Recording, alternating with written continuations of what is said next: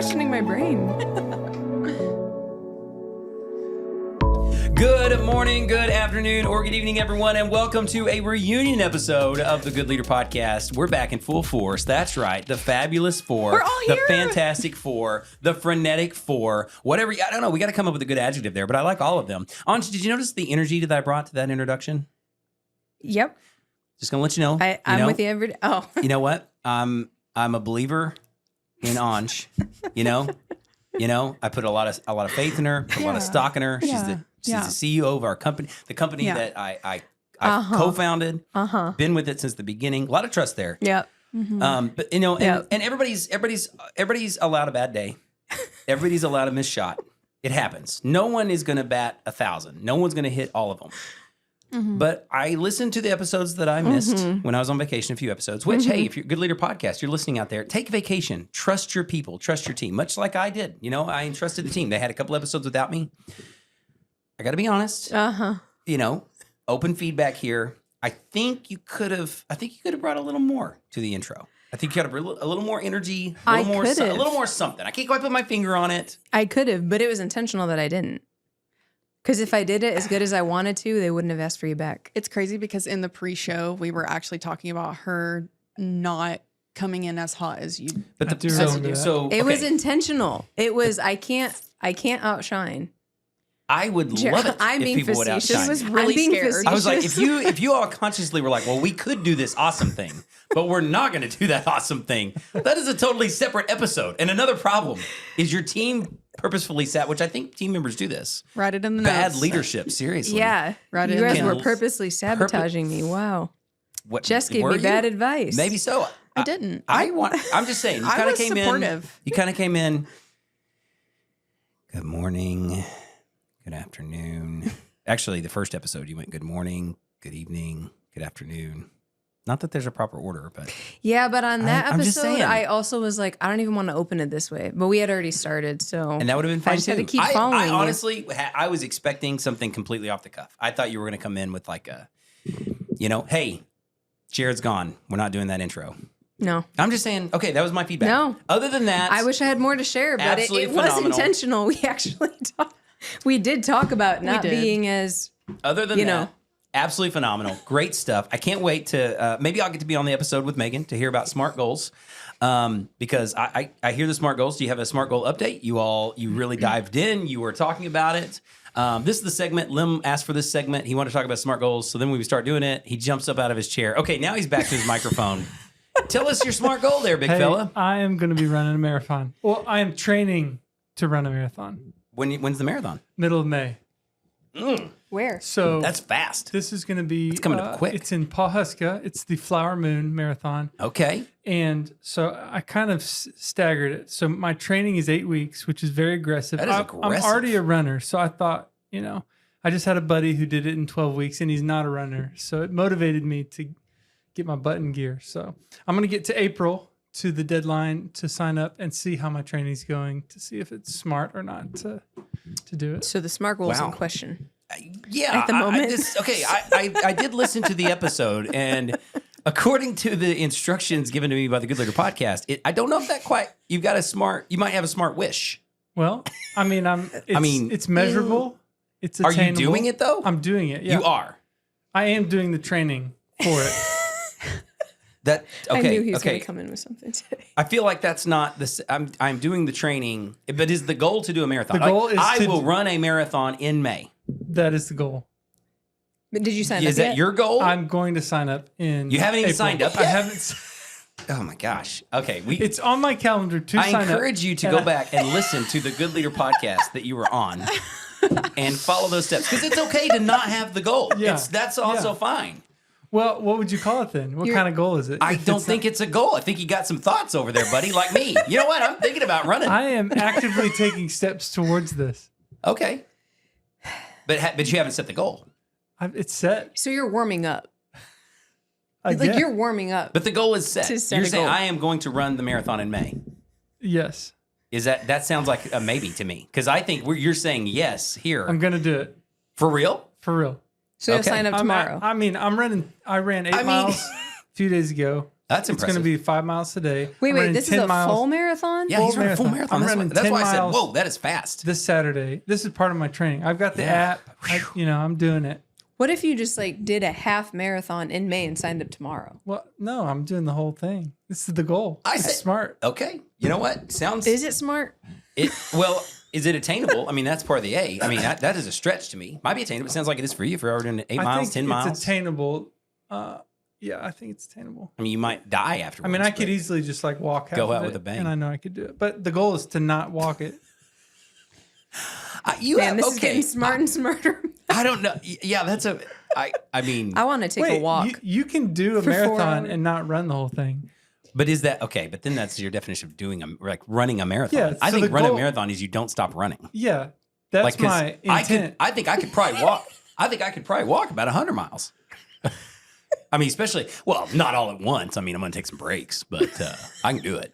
You still get the medal. That I mean, by that definition, I run a marathon every year. If you don't finish, If you though, just you don't add get up, the medal. if you add up all the times I run intermittently, I'm sure it is 26.2 miles. I've run, not within a few hours though.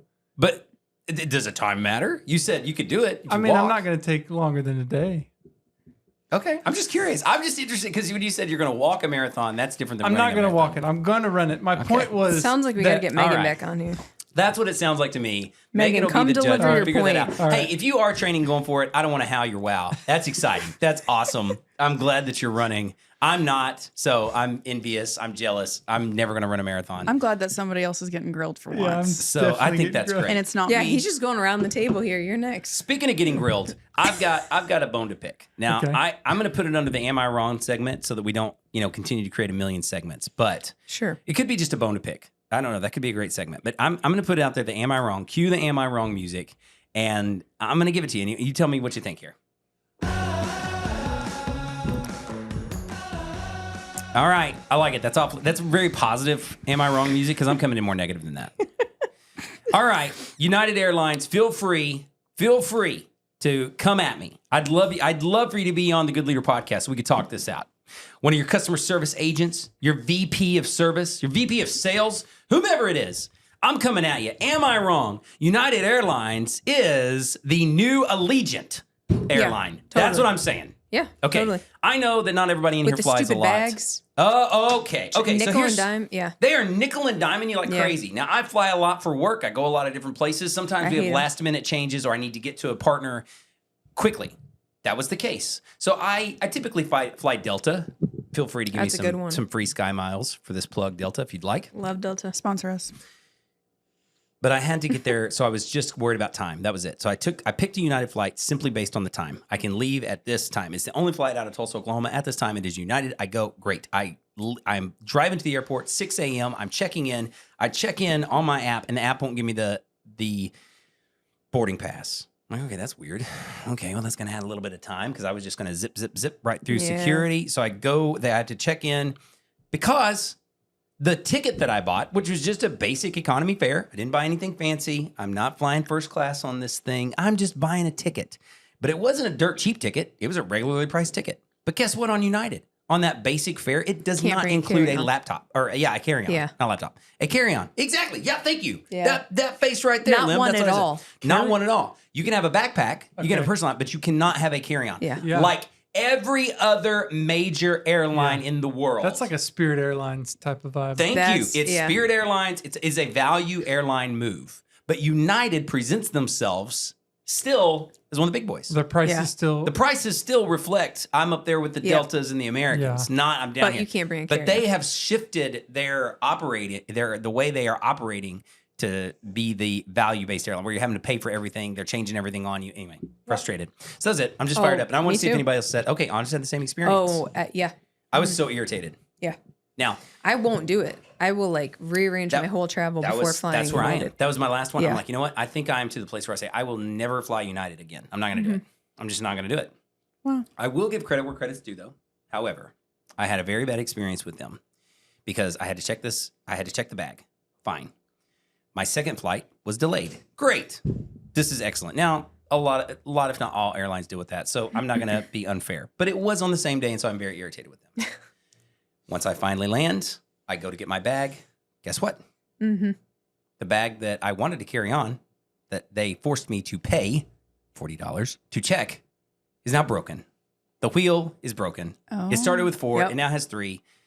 Yep. So I ask an agent who's standing there at baggage claim, excuse me, ma'am, can you direct me to where I need to report this? It's broken, and I need to report a claim on it. Oh, did you not check it like that? That's what she asked me. I said, no, ma'am. I was actually pretty good. I wasn't put out with her. I was nice. But I said, no, ma'am. I wouldn't have been. I was a little sarcastic. I said, believe it or not, I checked it with 4 wheels. Now it has 3. So, yeah, I'd love to claim this. Now, this is where the good part is. I took it back, go to the little desk area there, and she said, okay, hold on one second. She goes back to the back, brings out a carry-on of the same size, and she said, will this one work?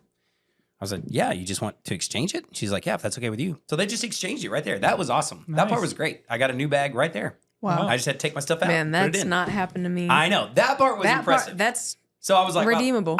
That was Was that it was a redeemable. used bag or no, brand new? brand new. Wow. Stickers on it. It's kind of great. Stickers on it, tags on it, brand new. makes you think that happens to them a lot. Also crossed my mind. So overall, Feels like this is still a not a common. fan. Still not a fan of United. All right, we're just catching up. I told you it was a reunion episode, but in the spirit of International Women's History Month of March, we're finishing up with that. We're out of March, but I tell you what, it's been so good. I want to introduce you to a female woman of history that you may not know. And then after the break, we're going to talk about Lean In, a phenomenal book about women, work, and women in the workplace. I can't even remember the tagline. Something like that. You got the tagline on? Just can. get on that if you would, please. What's the tagline for Lean In? It's really good. I should have committed it to memory. But today, I want to introduce you to Frances Perkins. Dun dun dun. Thank you. All right. So, do you know what Frances Perkins is? Famous female. Oh, that sounds really familiar. It might.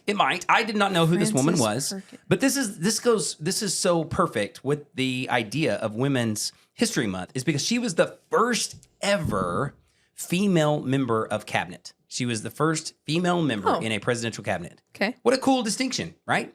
For fun, would you like to guess under what president did she serve? This is our trivia of the day. Under what president did she serve? She was the first female in cabinet. You know, cabinets like Secretary of Treasury, Secretary of Agriculture, Secretary of Defense. All those are the cabinets, Yeah. the cabinet members. Richard Who? Nixon. Richard Nixon. Excellent guess. Anj, would you like to take a guess? I don't wanna This guess. This is Jess's presidential trivia because I know you love it. Guess a president. He guessed Nixon. I'm gonna go with JFK. JFK. Excellent guess. Anj, you want to take a guess? Come on. I don't They even both want to. stabbed I'm out there. going to Guess make a myself president. sound Guess a president. It doesn't matter. There's no wrong answer. Well, there are There's 42 definitely wrong wrong answers. answers. Yeah. I don't even 43 know wrong what answers. era to pick from, and now I'm questioning myself on the air. I don't know. Pick a president. Come on, Anj. Be bold. Just say Obama. or Say something. somebody. Go for it. What do you think? Hoover. Hoover. All right. Actually, I think you're the closest. Wow. It Okay. was Franklin Delano Roosevelt. Oh, FDR. FDR. JFK. Don't And when even. she Don't said, even. when Don't she even. said JFK, Don't even. no, Don't it's even worse But than what you think I'm going to say. When she said JFK, I was racking my brain. I was like, there's another 3-letter president. Who's the 3-letter president? And I couldn't remember. FDR. It is FDR. This is really cool. Actually, one of her famous quotes: "The people are what matter to government, and a government should aim to give all the people under its jurisdiction the best life possible." She was the woman Amen. behind the New Deal. If you've heard of the New Deal and everything that got us out of the Great Depression, is basically her idea. She was FDR's Secretary of Labor and the first woman to serve as a cabinet secretary. She was the driving force behind the New Deal, and she was credited with formulating policies to shore up the national economy following the nation's most serious economic crisis and helping to create the modern middle class. She was in every respect a self-made woman who rose from humble New England origins to become America's leading advocate for industrial safety and workers' rights. This has been your famous woman of history. Let's go to break.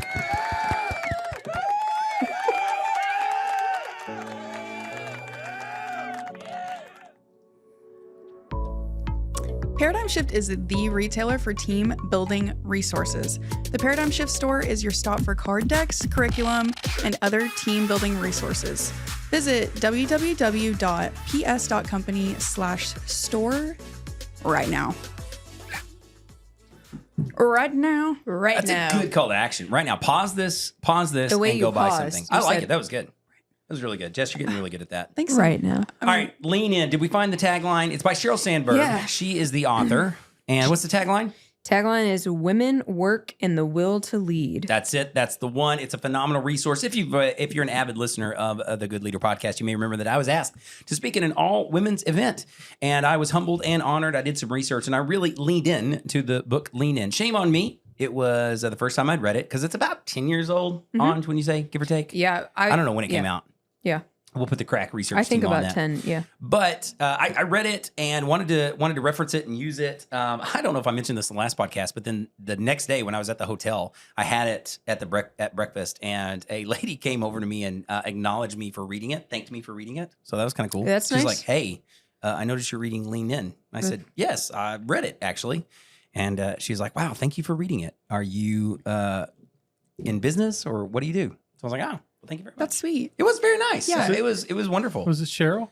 It was wonderful. It wasn't Cheryl herself. That would have been Wow, cool. I would have gone. Honestly, that would have been next level. I was about to say I would have gone if that happened and it was Cheryl and you didn't even tell us. I'd be like, Oh, I would definitely tell. I like to tell of all my famous encounters. yeah, Oh, we know. You know, ran into Jax at the Delta Sky Club. Yeah. That was fun. Yeah. That was cool. Jax. Yeah, the singer, She's the girl that sings the Victoria's Secret song. I'm I hip. know Victoria's I'm cool. Secret. I knew who she was. Did you say, am I hip? recognized her. I said, I am hip. I'm hip. I'm with it. I want you to know who she was. Confidence. I I know didn't- who she was. I didn't know who she was when you told me. You Are were you like, serious? You Thank text, you. remember you I texted did text me you and because you you were were like, the person I thought would appreciate it the most. you in were my like, life. I just met Jax, and I was like, Who's that? who that? Who dat? I think she was on American Idol or something. I think that's how she started. I'm She was really- on one of those. I'm not sure. I think. Anyway, back to Lean In. It's a great book. I thought we could throw out, Anj and I have talked about it off air, and really just want to hit the highlights. Anj, if you haven't read the book, I'd highly encourage you to read it. It is a great, great book.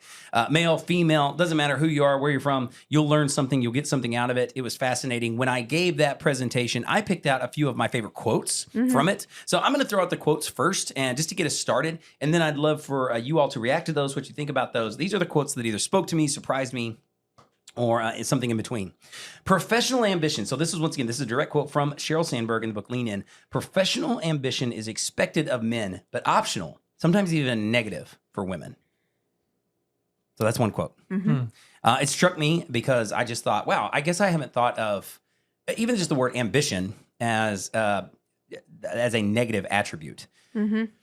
And of course, like many things, hopefully, once I learn of those things, then I can start considering them in new ways. And so once you start considering it, it may not seem as novel. So I was like, well, okay, I guess that doesn't seem as crazy. But it just really struck me to think that I have never personally been punished. Like I'm the type, I've always risen my hand.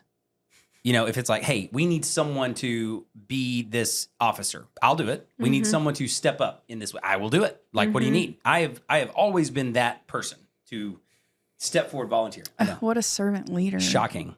Well, some of it was selfish ambition, which is not great. But I'm just far as being ambitious. Like, you know, I have never been the person that's like, oh, I don't know, whatever happens, happens. No, I am ambitious.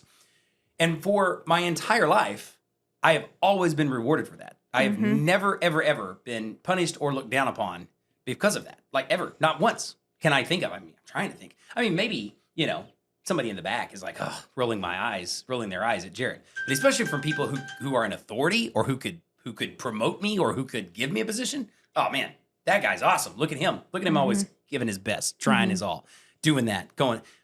So that's what struck me. I was like, wow, okay, so it's expected of men, but optional, sometimes even a negative. It's the sometimes even a negative. So, so have you ever been in a situation where you felt that negativity? Maybe you have, maybe you haven't. I'm putting you on the spot. You don't have to make it up. But where you legitimately felt like, wow, I am being punished or looked down upon for my ambition.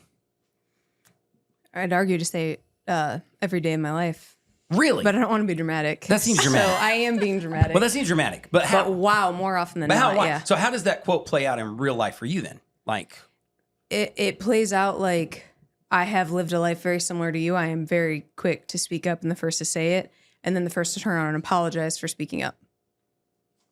I don't know if you have ever, if it's even crossed your mind that you should apologize for speaking up. But that's been drilled into me since I was young. Only in Sunday school when Jen says I talk too much. That's really it. She's like, you should not answer today. Well, why not?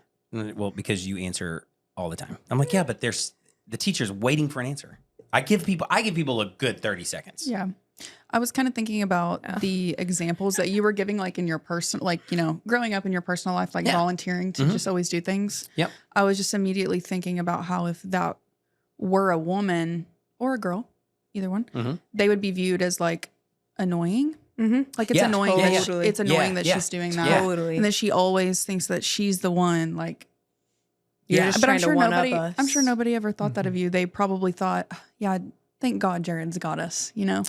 Yeah, I mean, I definitely annoyed people in my life. you Believe it sure? or not, You think? I do believe it. kind of on them. But I don't know.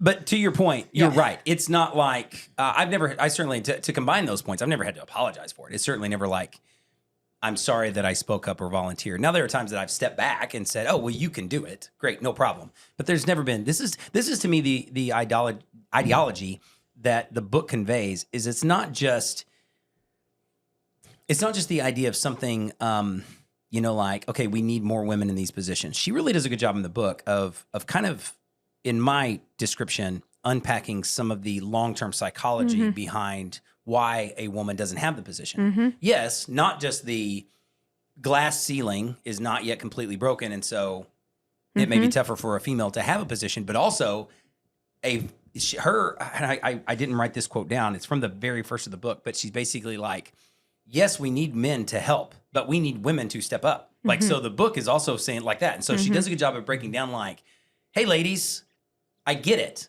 You've been punished for speaking up in the past, but we need you to speak But up. do it. Yeah. But do it. Yep.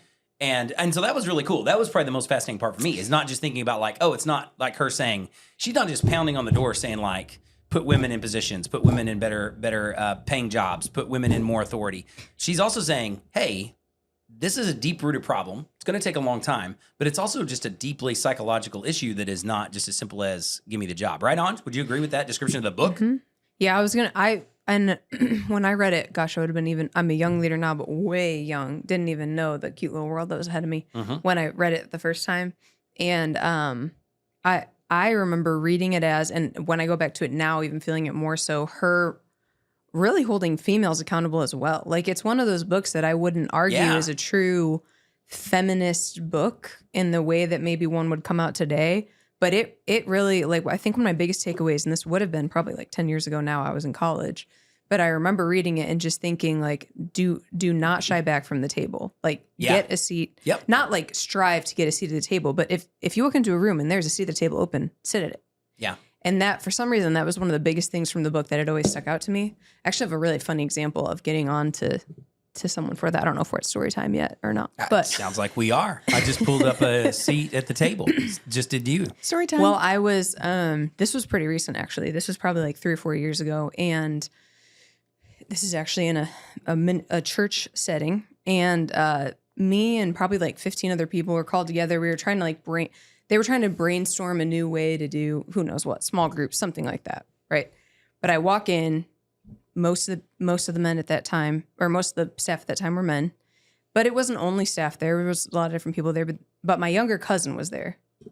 I'll call her out because we know her, Lonnie. Lonnie. She worked for us a couple summers ago. Yeah. Good old Lonnie. I know Lonnie. So I know. Queen. So I really need you to picture this. Okay.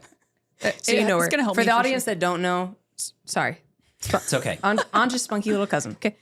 But also pretty bashful too. Very shy. I'm going to die if she listens to this. She will. So she is there as well because she's interning for them. And probably 3 other women are there. I walk into the room. It is like a huge table, like bigger than this table. The table covers pretty much the whole room. I walk up. The men are all sitting at it. And there are 3 women there. And they are literally sitting at a separate table, like in the corner. Wow. Okay. And I looked at them and I looked at the men. And I was like, is this where we're meeting? At the table. And they were like, yeah, we're just getting the whiteboard ready. And I was like, okay. And so I went and sat there. Yeah. And I think one ended up moving over and sitting too once I did. And I kept eyeballing Lonnie. And I was like, Yeah. Like, Get there over were here. open Get over seats. here. Get over here. Sit here. Oh my gosh. Yeah. But I can't even remember now if she actually did or if she didn't catch on to what I was telling her. But and throughout that whole meeting, not a single one of them spoke. If they did, they raised their hand. Ask me if a single man at the table raised their hand to speak. No, none of them. So they would raise their hand to speak if they spoke, and they would offer their suggestion in a question, not a statement, which also says a lot about the confidence they had. So we leave the meeting. Meeting was fine, whatever. We leave it, and I pull Lonnie aside. I said, Lonnie, don't you ever not sit at the table. She was like, what are you talking about? Everyone was just sitting there. I was like, no, everyone was sitting there. Do not ever not sit at the table. And she was like, I wasn't even in the meeting. I was just an intern. I was like, I don't care what your title is. If there's a table open, sit there and do not raise your hand unless they have asked for hands to be raised. And she was like, okay, Andrea, embarrassing me. That's great. Aw. Well, you I saying love that, though. But that's- it was real life. I was like, Yeah. oh my gosh, we are not making this stuff up. Well, what's cool, that reminds me of 2 stories from the book. Sheryl Sandberg shares that exact story of walking into a meeting. The boardroom, The boardroom that the 2, I think it was 2 women, were the only people not seated there. And I think if memory serves, she ends up sitting with the women and just thinking, why are we over here? Like, what is going on with this? And then I think had if I'm remembering correctly, she had a male advocate who was there, who was basically like doing what you did to Lonnie, but saying, get up here, sit, you should sit here. But it also reminds me of a very cool story from the book that she shares, where she is a successful woman in power. She is chief operating officer for Facebook. And she was asked to share it with like their interns and new employees. And so a group of like 300 younger employees, she's sharing all this stuff. And it was a real women empowerment moment. It was awesome. It was great. And so she's taking questions at the end and she says, I've got time. Okay, I've only got time for 2 more questions. Let's go. And she takes a few more questions, ends up, and then she thanks everybody and walks off. And she's feeling like on cloud 9. That was awesome. I've been working my whole life for this. I was empowering all these women and, empowering the men to empower men, all this kind of stuff. And she gets back to her office and the intern who was working directly with her gets in and she was like, all right, how was it? Is it real? Honestly, I could identify the moment. It was like me asking you, Jess, hey, how did I do? Expecting nothing but accolade, like, all right, let me hear it. I'm asking, wanting good response. It's like, what'd you think? And, so she asks. And then thinking, I butcher you. Yes. Yeah, absolutely. But she asks this intern, expecting nothing but, you just changed my life, Cheryl. That's amazing. I'm going to go be the president of the United States now. And she goes, well, you taught me something. Oh, okay, great. And she was like, you taught me never to raise your hand. She was like, wait, Oh my. what? And she was confused. She's like, wait, that wasn't one of my points. This seems clever. I was, wait, what? And she was like, at the end, you said you would take 2 more questions. And I raised my hand for a question. And I noticed you didn't take anyone's question who raised their hand. You only acknowledged the people who happen to all be men who just spoke up. And then you took more than 2 questions because they spoke up. But you never acknowledged any one of us who had our hand up. Wow. And so Cheryl was like, wow, okay. Wah, wah. Like, wind out of sails, not really a champion. So that was a cool story. So the book is full of all these really good stories. But hey, she could put it in her book at the She end could of the put it in day, a- and it was Hey, just a story. So I like don't know. I I'd always argue. say, at least I'm going to get the story out of it. Yeah. Okay, here's my next quote along the same lines. I've got a few of these. Okay, for men, this is along the same lines. And then there are a couple of just general leadership lessons that aren't as much sexist based. But I was just fascinated by some of these. Like I said, the one, professional ambition is expected of men, but optional, sometimes even a negative for women. That was crazy to me. The second one, this was the craziest segment of the entire book, I think, for me. For men, there truly is no harm in asking. Now, as you all know, and if you listen to this for a while, I have 2 girls. And so when I read this segment, I was really thinking about them. Because I don't claim to be the world's greatest advocate. Because I'm probably not. And I also probably have some chauvinistic male tendencies. But as far as a dad, I really try to empower my girls and teach them to speak up and teach them to like that. Like the story that Anj just shared, I'm definitely the person saying like, when it's an environment and I see that they shy back, I'm like, get up there, go, whatever, go. But then this one, she was like, for men, there's truly no harm in asking, because the bigger context is she's talking about actually harm in asking. Well, because as a female asking for something, you can be viewed as arrogant or needy, or I'm trying to think of some of the other adjectives she used, but she describes basically Incompetent. like incompetent. There is like a lot of layers to asking for a promotion or asking for a raise or asking for all this, where most of her male counterparts, in her experience, they are like fearless in asking and have this like, well, there's no harm in asking, which is exactly what I would say. Like, well, all I can say is no. Like, and her premise is like, actually, they can do more than just say no. So, what are your thoughts on that, team? Yep. What are your thoughts on that? I think needy would probably be the number one thing that I would assume would come from that. Like at the end of the day, I think it's just the blanket that is put over a woman is needy. But that's just, like my personal opinion. I think that clarity really is kind. And I think that honestly, I've learned that more now than ever, that asking questions doesn't make you incompetent, but I can totally see why a man like needing questions answered would make him brave. Well, and what about the context of the other side of, especially I think in the context of thinking, I'm asking for a raise, I'm asking for a promotion, I'm asking for more opportunity, I'm asking for those types of questions. I kind of think that maybe they would assume that she can't handle what comes with the backside of like asking for that type of thing. Like, are you sure you can handle it? Kind of. Okay. Like, can you handle the work that comes with that?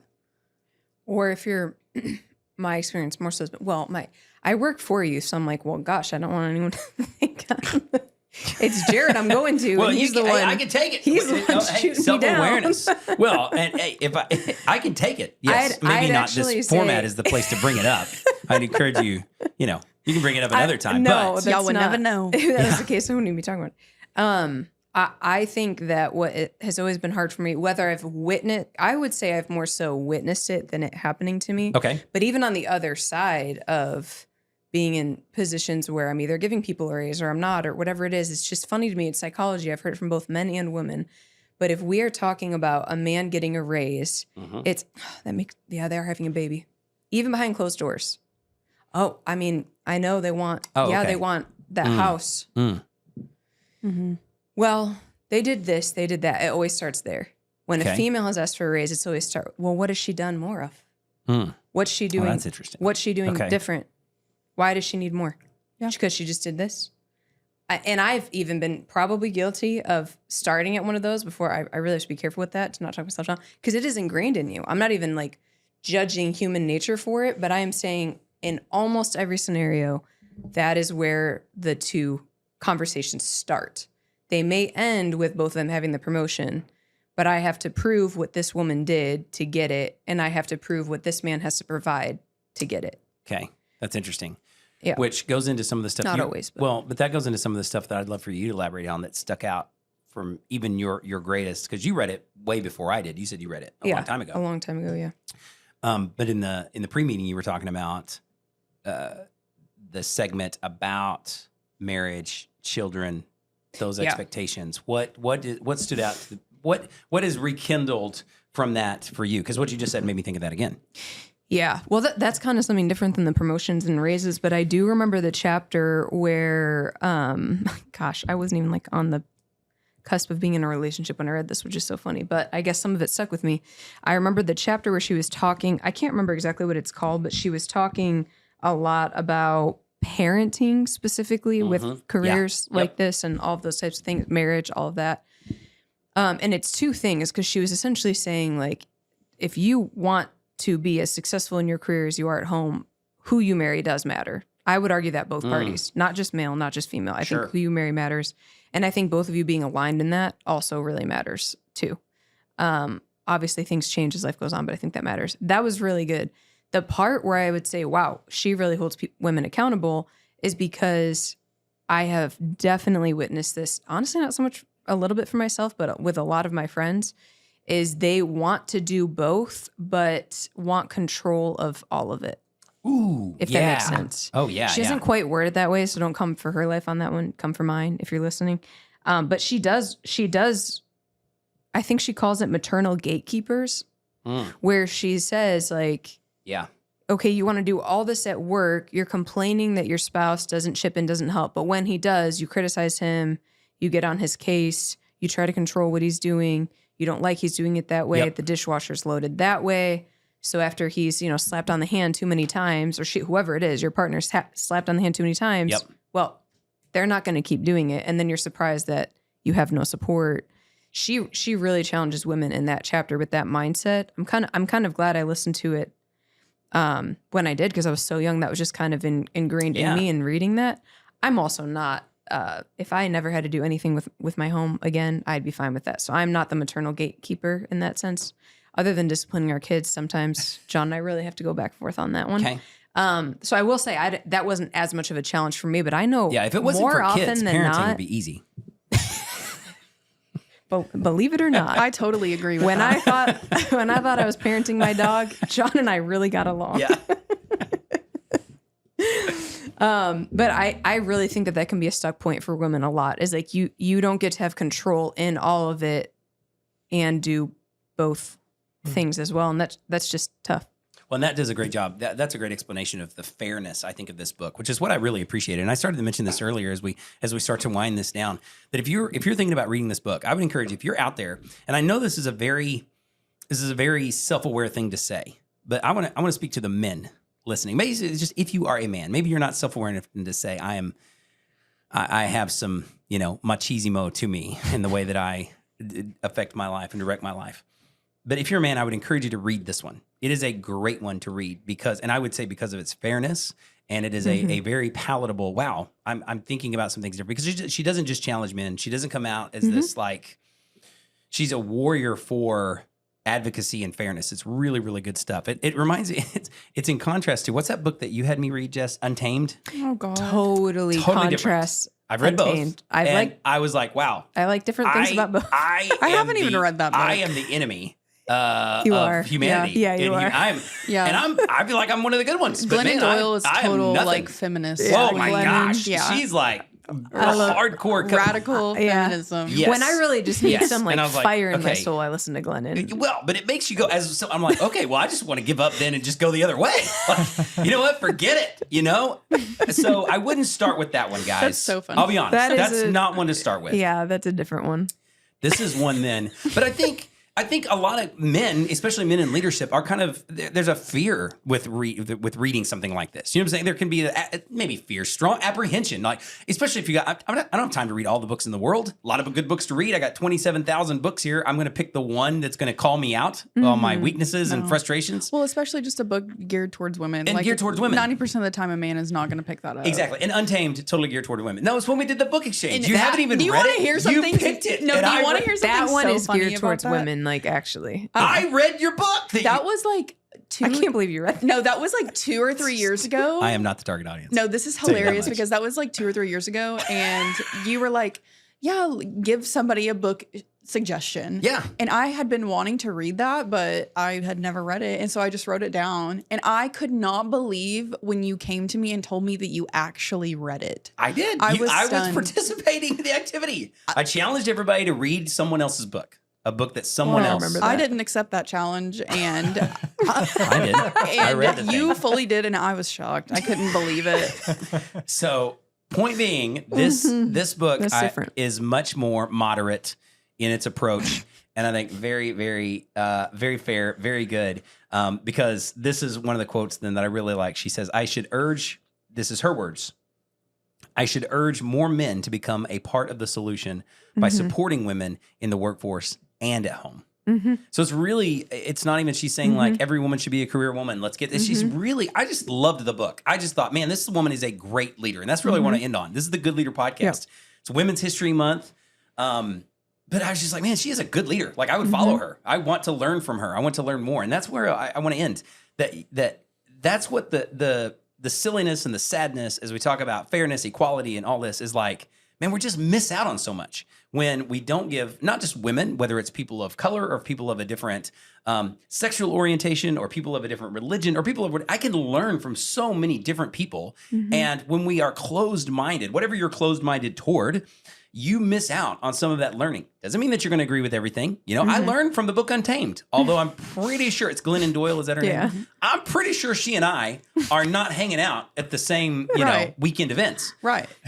But I learned from the book, and I was like, oh, okay, that challenges the way that I think, and we can learn those things. And so, Sheryl Sandberg, man, I just applaud it. You know, whenever you want to be on the pod, come on. Come on, Cheryl. Yeah, please. Open invitation. I'll get started on anytime. that. Yeah. Reach All right. out. Well, hey, thanks for listening to the podcast today, everybody. I hope that you celebrated March Women's History Month. I hope that you learned about all of these. I tell you what, now I'm on a search for all the famous women of history that I've never even heard of. So many good things. I will be Debug. going back to Williamsburg, Virginia. The Merce have decided for Sybil Luddington. Great Love. play. Good stuff. So, hey, do your research. Learn what you don't know. Always be open-minded and be a good leader.